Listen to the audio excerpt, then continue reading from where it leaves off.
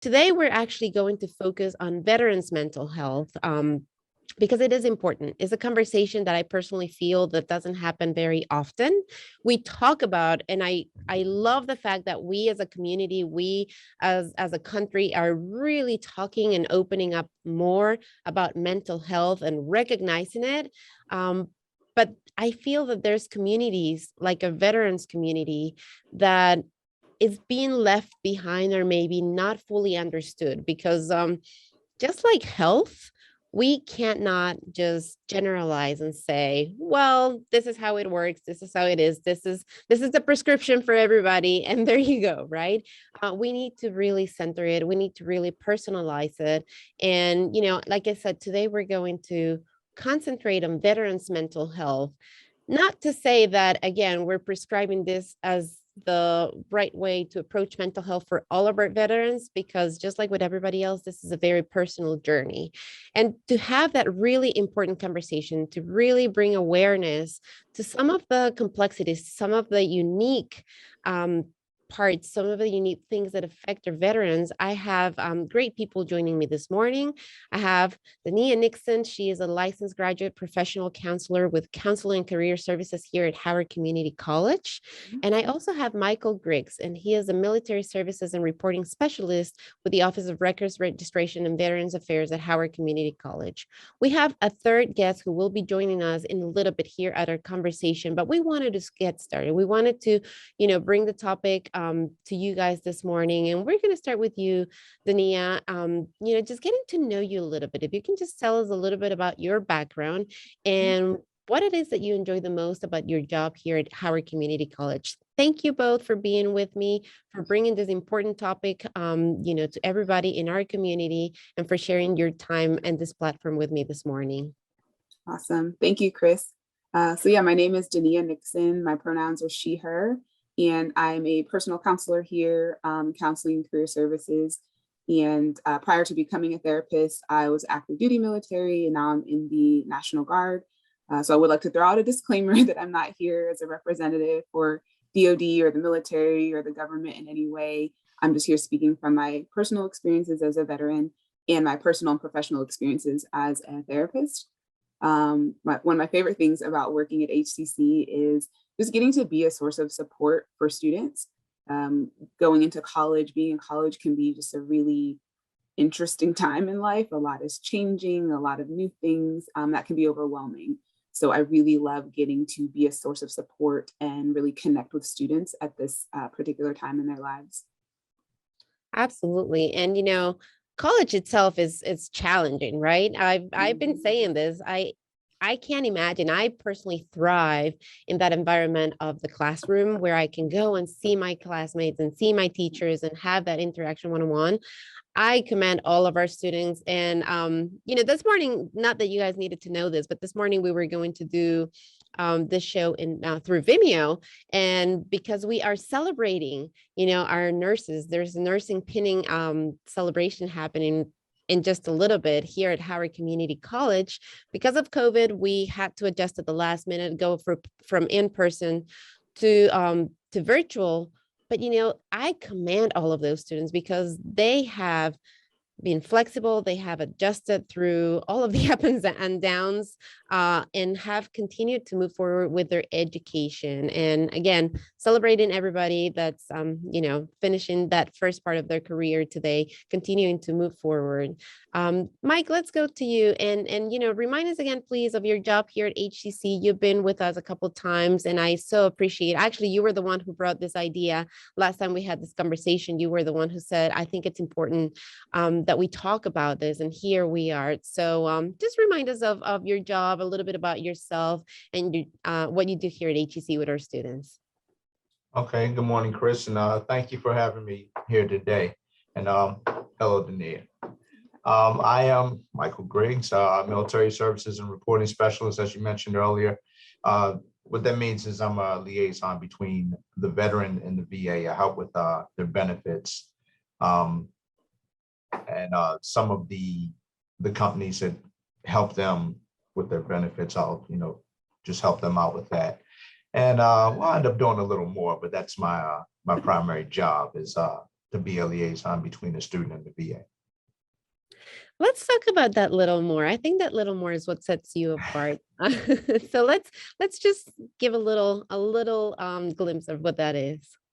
Okay, well, I was a student. I retired in 2010 from the Navy after 21 plus years of service. And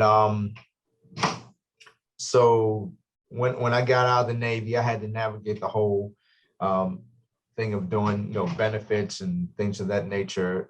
What do I do? How do I do this? How do I do that? So I was looking for somebody like myself at the college that I went to, because I didn't know, what am I supposed to do? Am I supposed to report this? Am I supposed to report that? How do I get all my benefits? Just little things like that. So, I help them out with that. And there are things that veterans do outside of the military, like VA claims, things of that nature.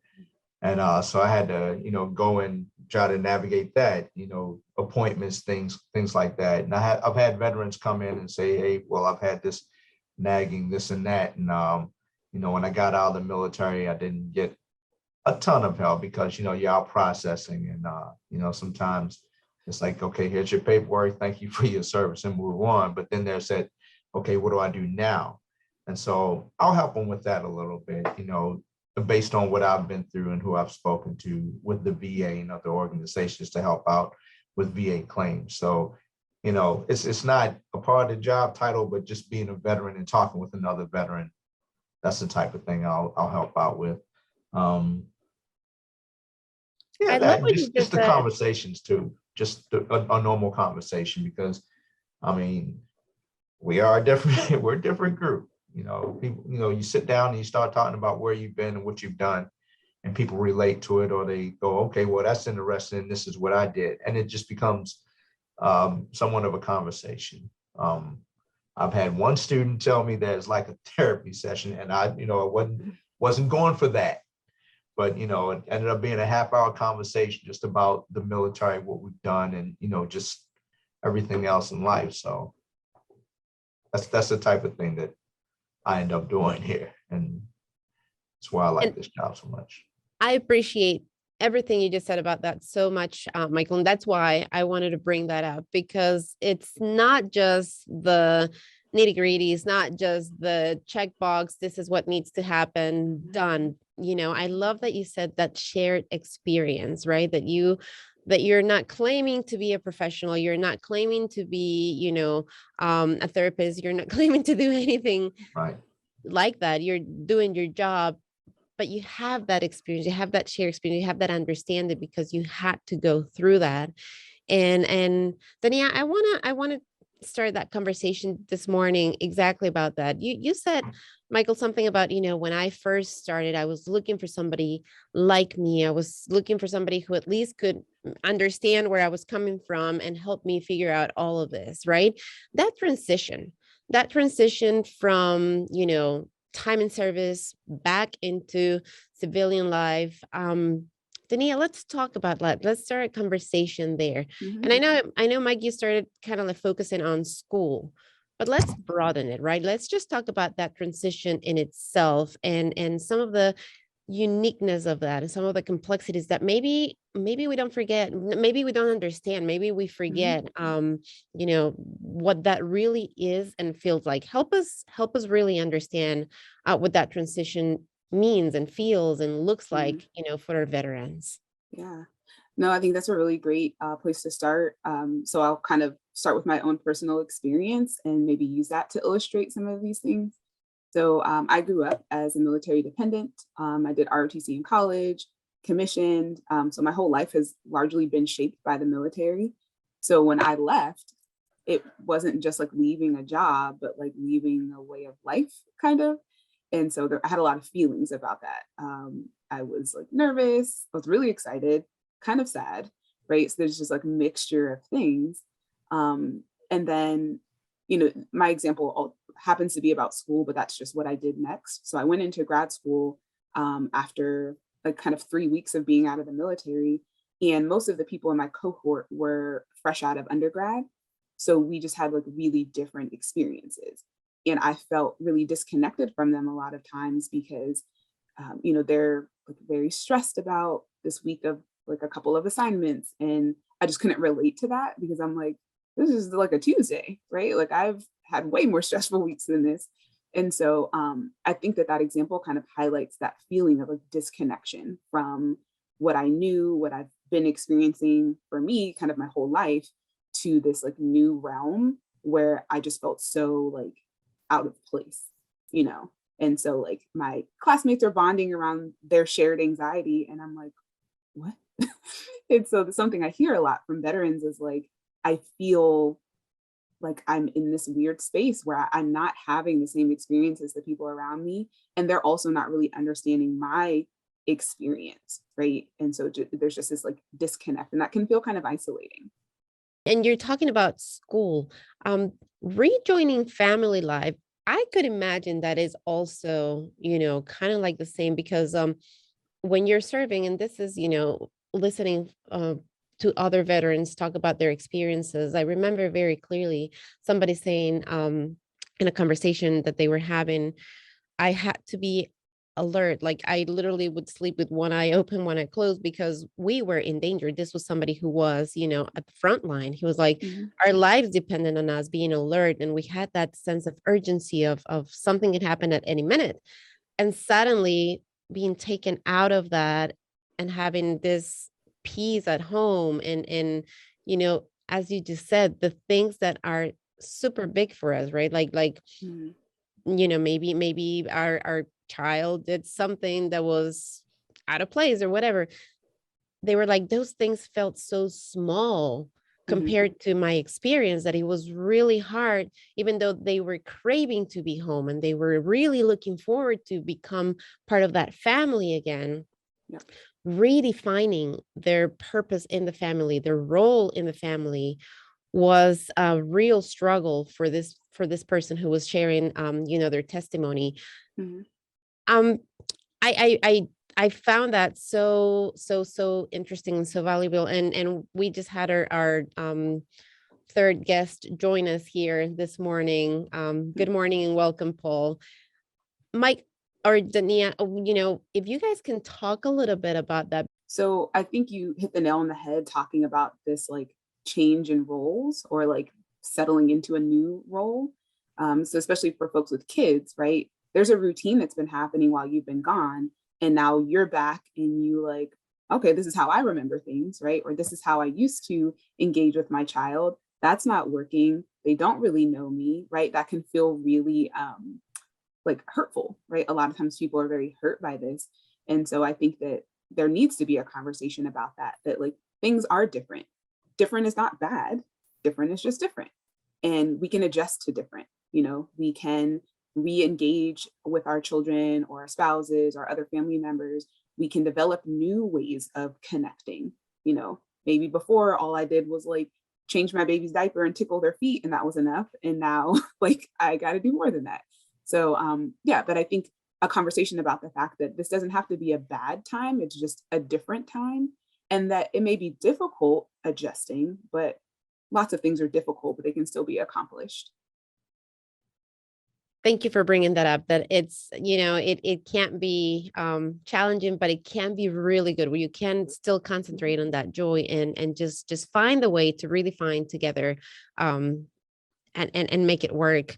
So, Paul, good morning. I want to go to you. I am going to ask you to tilt your camera down just a little bit so that we can really see you in the center of the frame. Thank you. And, if you could just introduce yourself, tell us a little bit about you, your background, your story, and how you're serving, you're continuing to serve your community, far away from military life. Good morning and welcome. Good morning. Again, I apologize for being a little late. I have some technical issues here. I'm a former Marine. In 1983, I was blown up in Lebanon and buried alive for 2 hours in the building. Spent two months in the hospital. Got out of the hospital. And you're right, when you come home, nobody understands what you've been through. I went in one way, came out a different way. I was a wreck. A Vietnam veteran pulled me to the side, probably 6 months after I got out of the hospital and introduced me to a veteran support group. During that time, that veteran support group helped stabilize me and get me back to thinking, because when you come home, you leave one way and you come back a different way, but your family only remembers the way you left. They don't understand the person that comes back. They don't understand anything about the person that comes back. And you come back and you can't explain it to them because you don't know how to explain it to them. So you have a lot of conflicts. You find that there's conflict and everything. So to make my story different is that I was born and raised in New York City. So when I was in New York City, I couldn't handle being back at home with my family when I got out. So I went someplace where nobody really knew me and started all over. And when I started all over, I started over with a new set of principles and a new set of people. And then I met the Vietnam veteran, and he kind of helped change my life. And I was able to lock everything away. He didn't really help me. What he taught me how to do was lock things away, really, because that's what Vietnam veterans were doing at the time, was locking everything in a safe and leaving it locked. All right. That worked for 10 years for me. Almost 11, almost 12, actually. Started coming unraveled in 93, 94, 95. We had Oklahoma City. I had a completely meltdown because it was just like being in a building buried alive again. That's when I realized I had to start taking different ways to doing it. By this time I had a family, had kids who knew nothing about my past because I didn't talk about it. So they didn't know anything about it. So I had to go talk to somebody and try to get my life rearranged. And during that time, I realized, talking to people, there were a lot of people, a lot of veterans in my position that were going through the same thing. So I expanded out. And in just talking, I became a supporter of veterans to help them get to different steps where they could, rearrange their lives and understand what was going on. Then, as the years went on, I went to veterans hospitals. I took other veterans with me who had been through traumatized situations. And we went into a hospital where there were more traumatized veterans, and they were able to unwind by helping those veterans. So what we did is veterans helping veterans. And then, since I've been on Howard County, I started a veteran support group here because veterans can help veterans because they understand each other.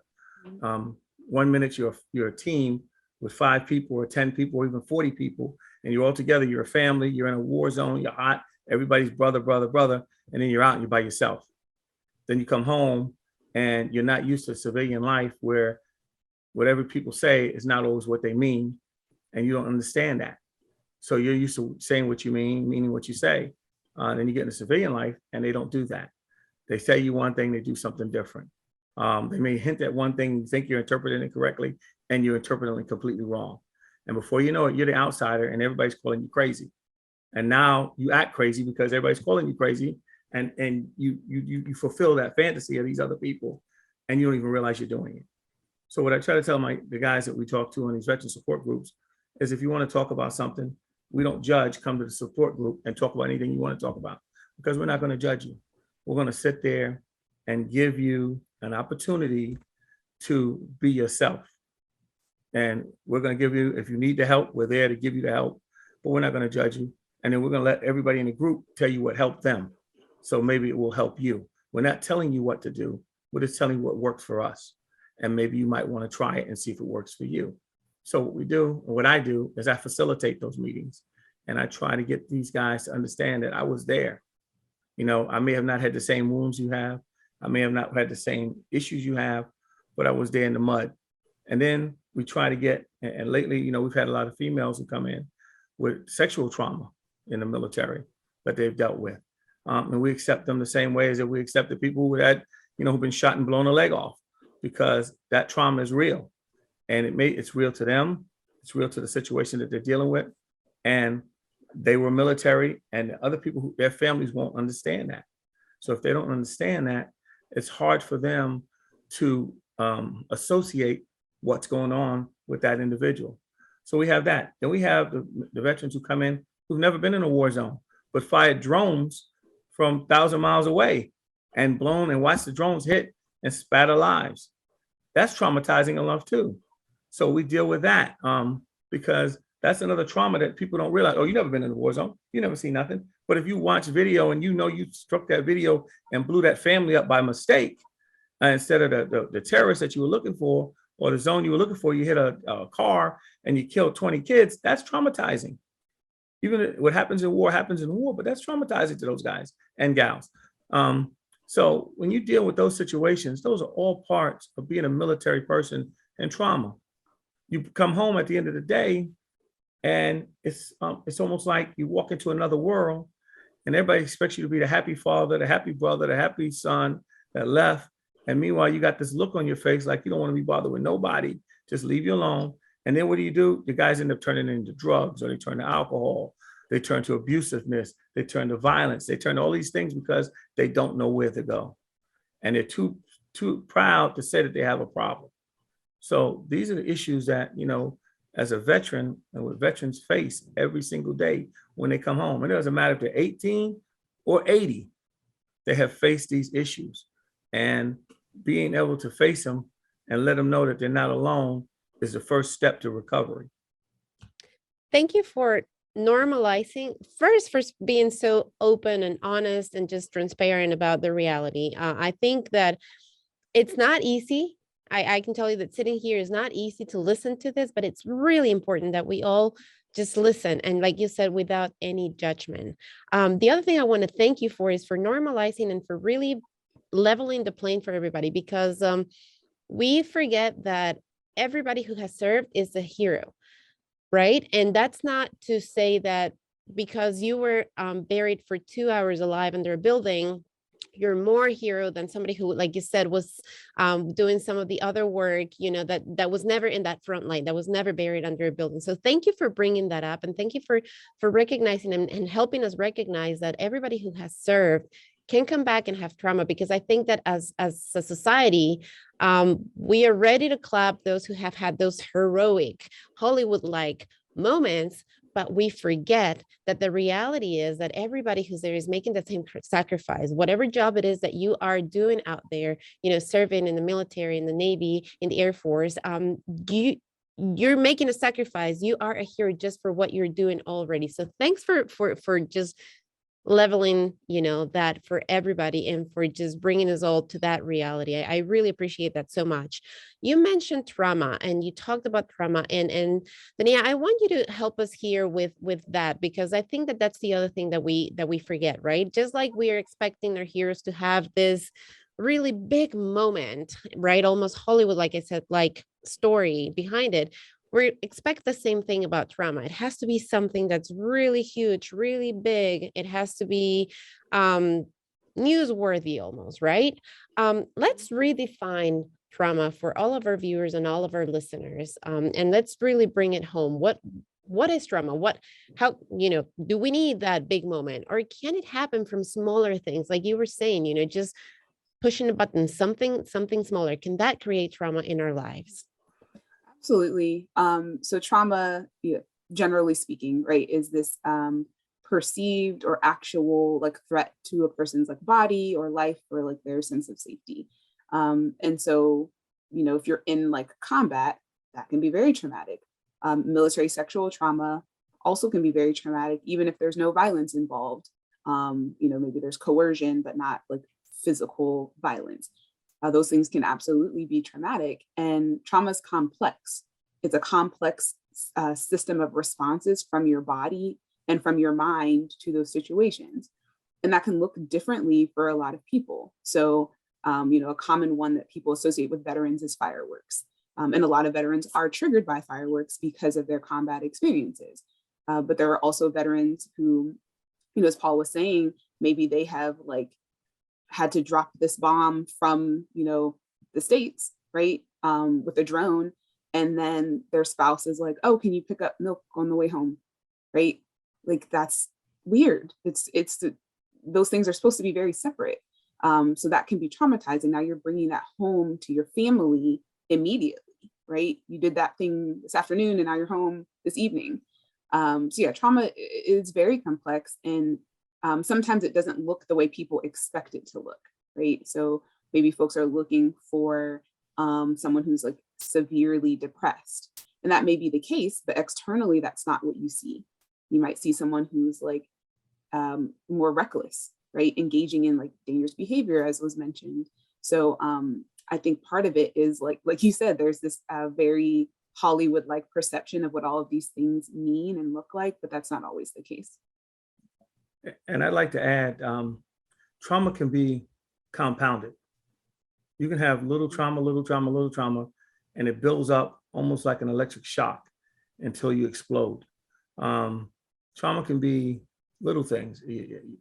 Maybe you were in a combat zone, but you didn't get hit. Maybe your friend got hit. Maybe this other guy got hit. Maybe this other person got hit. It's always missing you.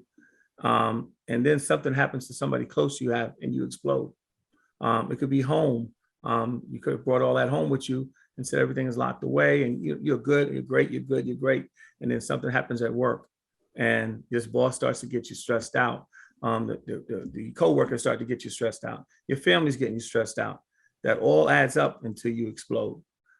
So it's one of those things where trauma can be seen right away sometimes, and sometimes it can just be calculated, where it's multiplied until that moment comes when you can't hold it anymore and you explode. And that's one of the things that I think as people who don't understand it don't realize it. And the only way you can realize it is see the warning signs. And if you don't know the warning signs, you don't see them until it's too late. And I find that problematic because, I see these guys come home and you talk to them and you see it in their face. Well, I see it in their face. Let me put it like this. I'm able to see it in their face because they do a good job of hiding. Everything is wonderful. Everything is wonderful. And you've known they've been through stuff. Everything is not wonderful. And if people can learn how to get people to talk about it and not gaff them off, I think it would diffuse a lot of things. But some people can't handle reality.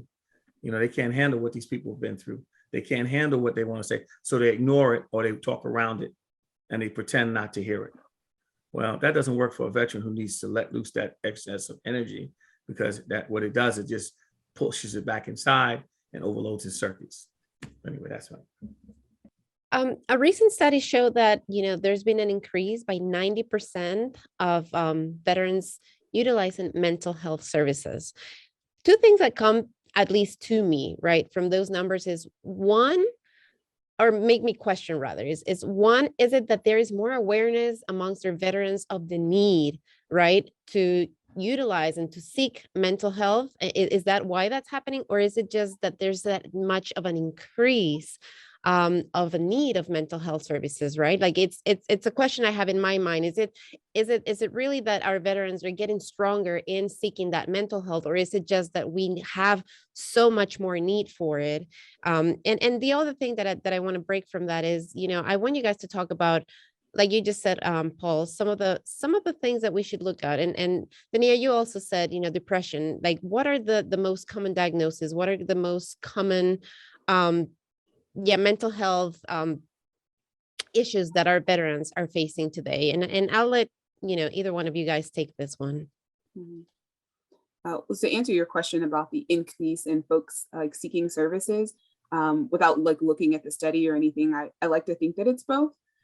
So it's hopefully people are becoming more comfortable with seeking services and are doing that.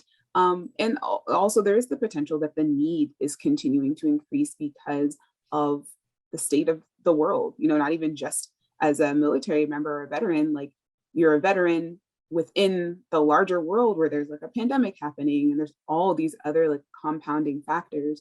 So I would imagine both of those could account for that increase.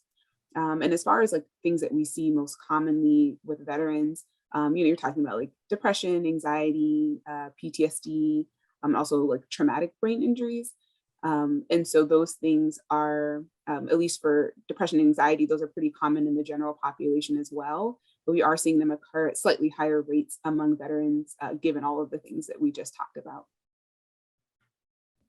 And I would add to that is that, like she said, that it's not, before, if you seeked help, those you were weak, you were crazy, nobody wants to be around you, this guy has problems, he's shell-shocked, he's battle fatigued, he's PTSD, don't go near him, he's crazy.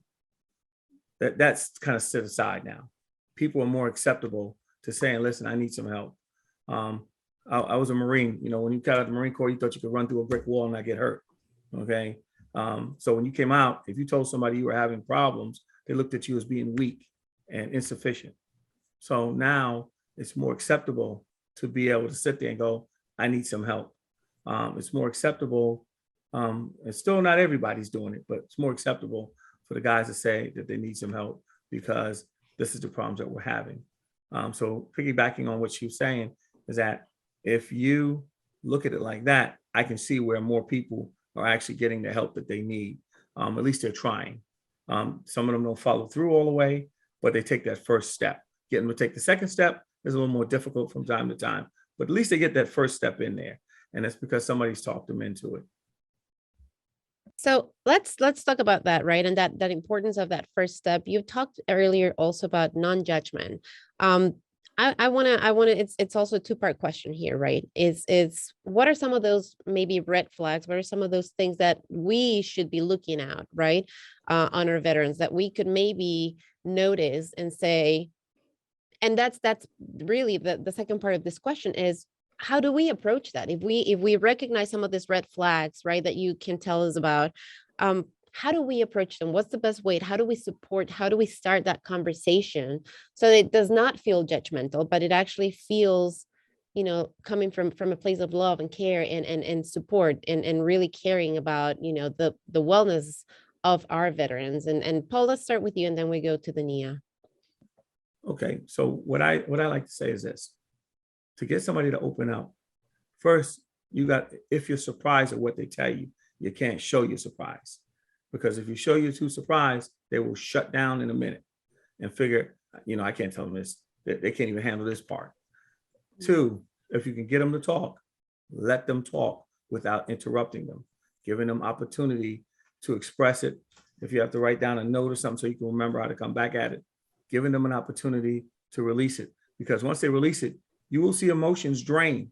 You will watch their face drain and the emotions come out, and you have started the first step of defusing a bomb. All right, that's one. Two, when you see the red flags will be a lot of times if they've been in a hostile situation where you know they've been in and they don't want to talk about it at all.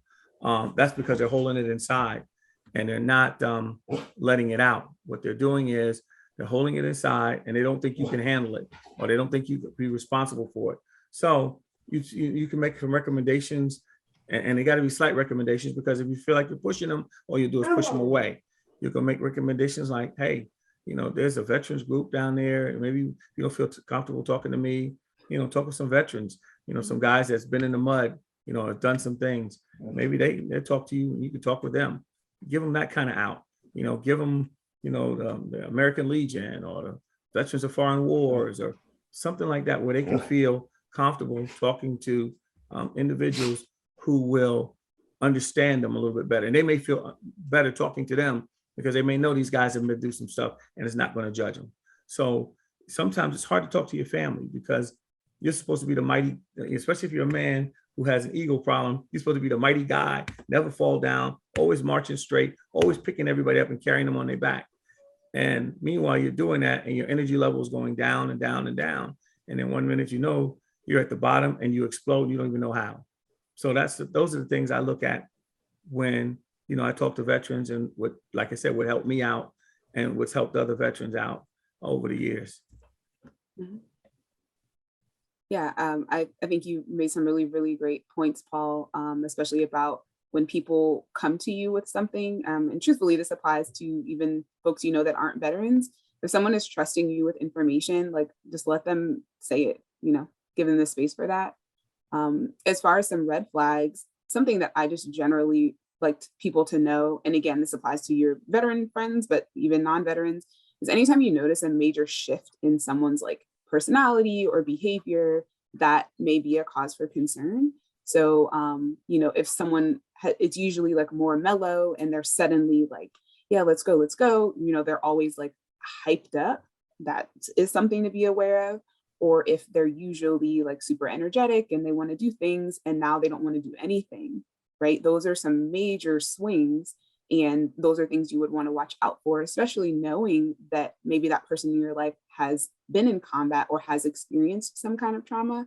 If you have that knowledge, it's very possible that these major changes are associated with that trauma. So, just creating that space of safety where this person feels like they can talk about the things without being judged. Thank you for bringing that up, Daniya, because, one of the previous conversations I had around mental health, a mom who lost her son to suicide, she said exactly what you just said. She said, he had been depressed all of this time, and, he was always low, but then a week or 2 weeks before he took his life, he was really happy. He was really in good spirits. And for if we have no awareness of this, if we don't know what to look for, this mom felt like, oh my gosh, right? My son's coming back. Life is good again. But it was really actually a big red flag that he had made up his mind and he had already planned on how things were going to happen. So for everybody out there, I know this is a difficult conversation. I know that this is, if you're listening and this is triggering some things, first, find some help. Look up some help. There's crisis lines out there.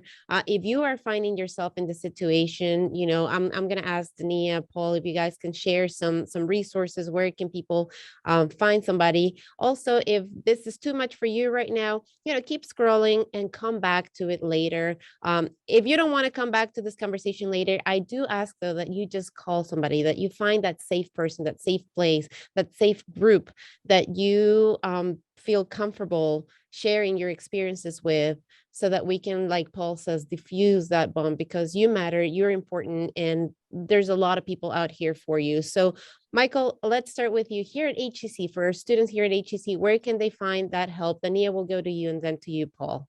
We do have a crew of folks on the third floor here in the RCF building, and I'll direct students to them. We have counselors here, our counseling services at HCC to help out. That's who I point people to. Absolutely. Daniya, tell us a little bit about, your office, your services, where they can find you. And if you have other lines outside of HCC, where can they go? Yeah, so like I said before, I work as a personal counselor in counseling and career services. So I do like individual personal counseling with folks. So it's kind of like short-term counseling. And then if folks are needing something more long-term, we can help them find that through other channels, which I'll talk a little more about. But we also provide like career counseling, job search assistance, resume review. There's a lot of support services, disability support services just within that one suite on RCF. So that's one, there's some on-campus resources. We also do support groups. We do a lot of outreach. If there's a support group that students are interested in that we don't offer, there's opportunities for them to suggest that via our webpage. So that's how we kind of, connect to students in that way. And then off campus, there's a veterans crisis line. There are what are called vet centers throughout the country, which are a place for folks to get some mental health support. Military One Source is another option. And then, like stuff like Paul's doing, right? There's these community groups, these community spaces where people can connect to other veterans. Sometimes you don't want to like necessarily go talk to a professional, but you just want to talk to somebody who knows what you're talking about. And so maybe that's, like Paul said, like at the American Legion, right? You just go hang out and talk to folks. But I think the real emphasis for me is on staying connected, because a lot of times these experiences feel so isolating that people want to withdraw, right? They think I'm the only one, it's just me. I, for some reason, am the only one who can't readjust.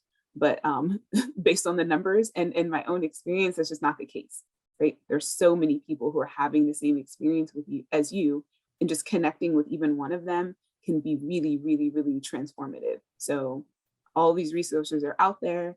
But again, just a person, a friend is also a resource. It's a place to start.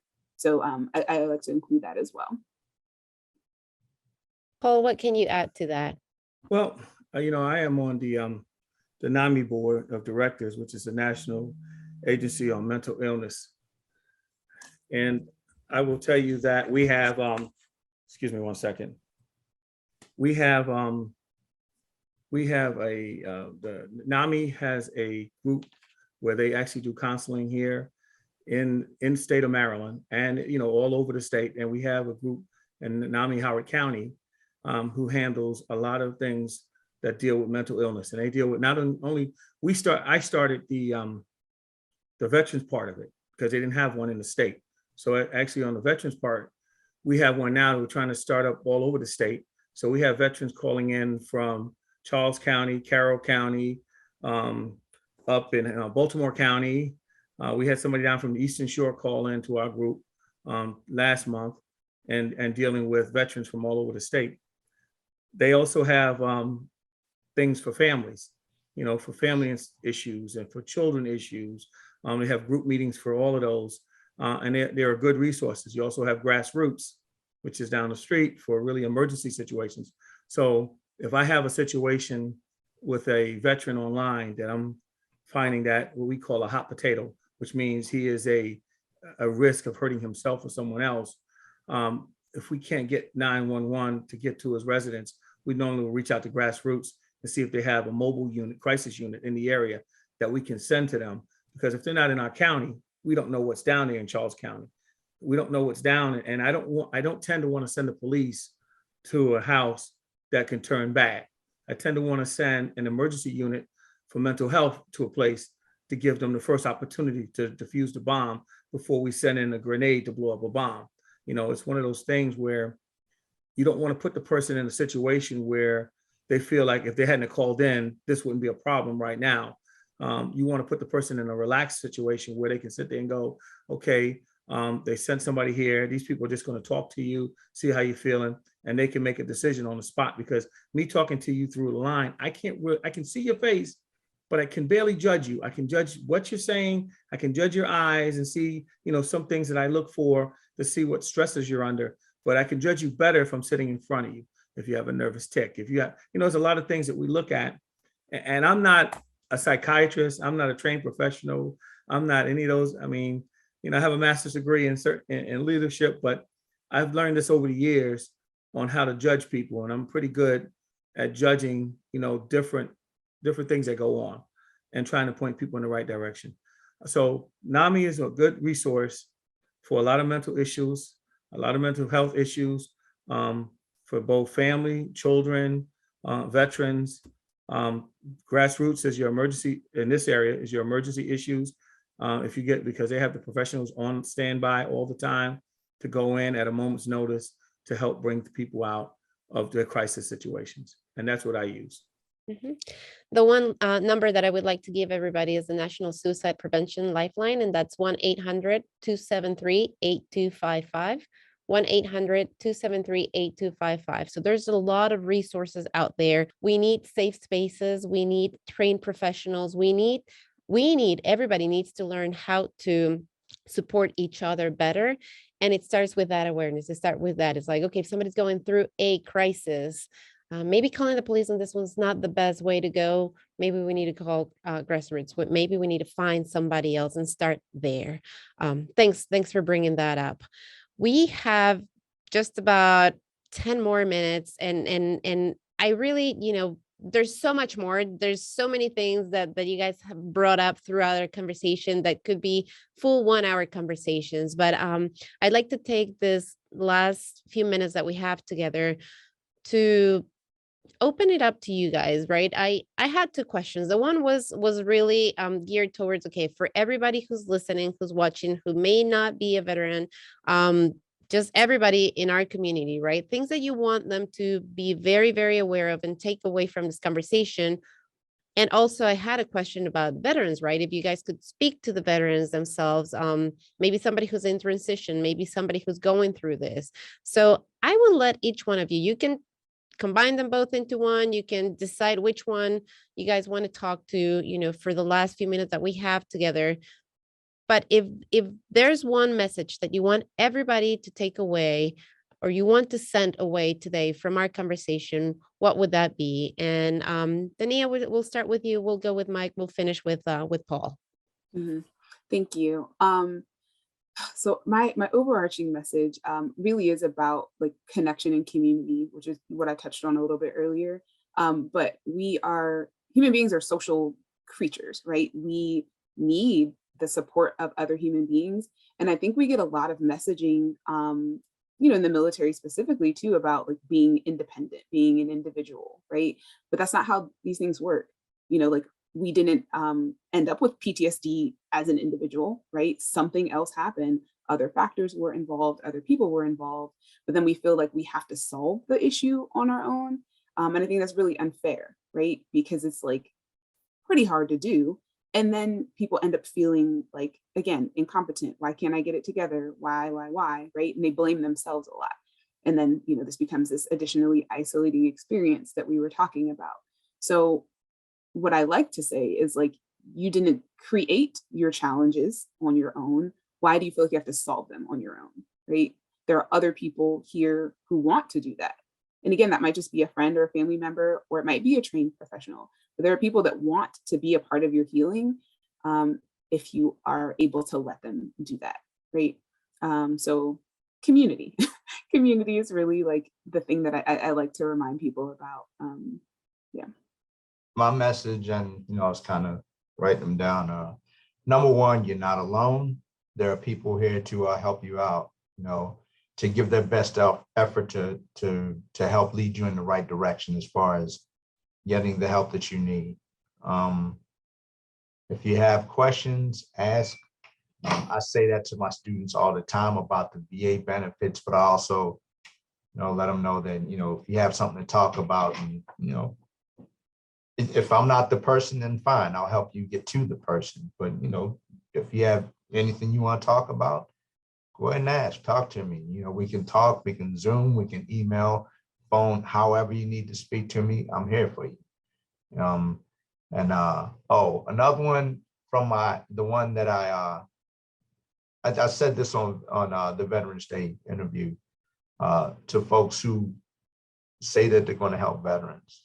And, if you're charged with doing that, do it. And I think that's a very simple one. I mean, I know there's a lot more to it, but I've been doing this job for about 4.5 years now. And that's one of the things that I've noticed. And I don't want to call any particular organization out, but if you're charged with helping veterans, help veterans. Thank you for your service is nice, and it is appreciated. It really is. But if you're saying that and you're saying, hey, I'm here to help you out, but then every time a phone call comes, it's okay, well, I'll shoot you an email later or whatever. Do what you're charged to do. Do what you say that you're going to do. And that's my message. Yeah, I was going to start off with letting the veterans know that you're not alone, that there are other veterans in the same situation you're in. You're not an individual. You're part of a team. Next, I would say they need to take that first step. First step's important. Realizing that you have the issues and realizing that you're not alone and realizing that you can get help if you choose. I would tell them to join a support group. Joining support group means you're running into other veterans and you may realize that your situation is not nearly as bad as theirs, that there's always somebody else with a worse situation than you. You may have lost one leg, they may have lost two. They may have lost two legs, this person may have lost 2 legs and an arm, but they're still fighting and they're still trying. So they're not alone. There are other veterans in the same situation or in worse situations, and they're not going to be judged. Next, I would tell them, we have a good support group in Howard County, and they can go on to Nami, howardcounty.org, and log in there and see support groups. And we meet the first Monday of every month. Come out for one, see if you like it. We have people who've been with us for a year now that come on and they look forward to that once a month, which we would move to 2 if we get a lot more people at a time. But right now they look forward to that once a month because it's almost like a gathering that we can't do because of COVID, but we're able to do it online. And you get to hear other people's stories and you get to reflect your story and their stories, and everybody gets to get a chance to, expel that negative energy. So those are things I would tell your listeners. Those are things I would tell my brother veterans and sister veterans, that you're not alone. Take the first step. Join a group. Become a part of it. Do not shut yourself away. Do not shut yourself in, because when the walls are shut in, all they do is close in. You have to break down those walls and move out. Just like if you were moving out on a mission, make it your mission to move out and become more, because you can become more. And if that's not enough, help somebody. Join a group to help. Go out and help clean up streets or help build houses, get groceries for somebody. But the more you help, the better you feel, especially if you're in a depression mode. The more you help, the better you feel. And you just go out and you just start helping people, even if they don't appreciate you helping them, all of them, because some of them will not realize that. Make it feel good for yourself. Don't worry about what they feel. Worry about what you feel. And that's what I would advise them. And I think that's a beautiful way to close. I thank you all so much for your words. What I am taking with me today is, this need for community. And I know we've been talking about veterans, but I want to expand it to everybody, because we all need community, right? We just need to be there for each other. COVID has showed us how important it is to have that community, to have proximity, even if it is through a Zoom call like we're doing right now. We're having this conversation right now. It's important to know that there are people out there that we can look into, that we can look for when we have need. The other thing that I want to that I'm taking with me is the power in asking for help. And I want to just really encourage everybody to use that power that you have. If you're going through any type of situation today, if you're a veteran, find that veteran community. If you are a young person, find that young group, right? Find that youth group that's going to help you. If you are an elderly person, find that group, find that community that suits and it's good for you. You're not alone. And there's power in asking for help. Those are all the messages that I am taking with me. This has been a really powerful, healing conversation for me, empowering conversation for me. Take that first step, make that call. There's all of these resources. I will try to go back and type some of the resources that were shared with us here today in our conversation on the comments on our Dragon Digital Radio page, so you can start and take that first step. Grab onto your power. Go ahead. There's people out there who want to help you without any judgment, and lots of love.